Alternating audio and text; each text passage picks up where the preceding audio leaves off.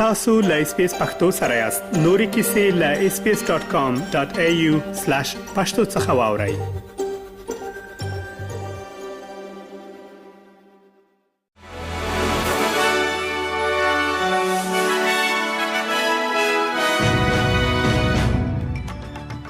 سلامونه ستړي مشي نن دوشنبه د 2024 کال د اگست میاشتې 3 نیټه د چې د زمری د میاشتې ل 12 نیټې سره برابرېږي او تاسو له اس پی اس پښتو څخه د نن ورځ لاند خبرونه اورئ. د امریکا ولسمشر ډونالد ټرمپ وایي له ایران سره به پراتلونکو 2 ساعتونو کې خبرې اترې پیل شي او زیاتوي چې د ایران د اټومي وسلو د پروګرام د لمنځه وړلو په اړه به هم یو پریکړه وشي. هغه وایي سعودي عربستان، متحده عربي امارات او قطر له متحده ایالاتو غوښتي چې پر ایران د پلان شویو بریدونو پریکړه لغوه کړي. بل لور ته د ایران د بهرنی چارو وزیر عباس عراقچی وایي د ایران او عمان ترمنځ د هرمز تنګي په اړه جلا خبرې اترې وروستي پړاو ته رسیدلې دي. د ایران د بهرنی چارو وزارت ویاند اسماعیل بقایی وایي د دواړو هیوادونو ترمنځ د هوکړې ترلاسه کول د هرمز تنګي د بیا پرانستلو یا د هغه د تړل کېدو له دوام سره تړاو نه لري. اوس مهال په استرالیا کې د مرغانو د انفلوئنزا د H5 ډول 4 یا مثبت پیښې ثبت شوې دي. په دې کې د سویلي استرالیا په ایالت کې د دې ویروس لامل د مرغانو د ډلې زمړینې لومړی تایید شوی پیښه هم شامل ده.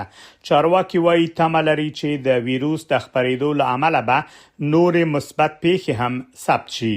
د استرالیا د فدرالي حکومت د کرنې وزیر جولی کولنز ویلي د مرغانو د انفلوئنزا د H5 ډول د خپرېدو پر وړاندې د مبارزې لپاره سرچینې او امکانات زیاتېږي. د غزې روغتونونه وایي د اسرایل په هوایي بریدونو کې 12 کسان وژل شوي دي. د شفا روغتون ویلي په غزې ښار کې یو هوایي برید یو موټر په نښه کړی چې له امله یې 4 کسان وژل شوي دي. د اسرایل پوځ وایي بریدونو کې د حماس پوځي غړي په نښه شوي دي. فلسطینیان وایي د تخلیه د خبرداري شمیر او د اسرایل د هوایي بریدونو کچه زیاته شوې ده.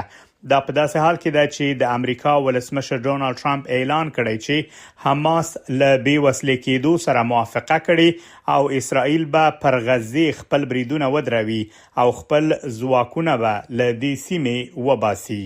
د افغانستان پخوانی ولسمشر حامد کرزي په پاکستان کې د افغان محصلینو د زورونې او د هغوی د ویزو د نه تمدیدېدو په اړه خپاره شوي راپورونه د خواشینۍ او اندېښنې وړ بللي دي. ښاغلي کرزي له پاکستانی چارواکو غوښتي چې د هغو افغان محصلینو د استوګنې مسله چې د لوړو زده کړو د دوام لپاره دغه هیواد ته تللي دي له نورو موضوعاتو جلا وګڼي او له هغوی سره د هغو اصولو له مخې چلند وکړي چې په علمي او اکاډمیکو بنسټونو کې معمول دي. په اسلام آباد کې د افغان محصلینو د یوې ټولنې مشر فضل الرحمن افغان اس پی اس پښتو ته ویلي چې یو شمیر افغان محصلین له پوهنتونونو نیول شوي او بیرته افغانستان ته استول شوي دي. افغان محصلین له اړوندو ادارو غواړي چې د زده کړو د دوام لپاره ورته لازمي اسانتیاوي برابر شي. دا و د نن ورځ لاند خبرونه چې ما مجيب منیب تاسو ته وړاندې کړل. تر بیا ښه وخت ولرئ.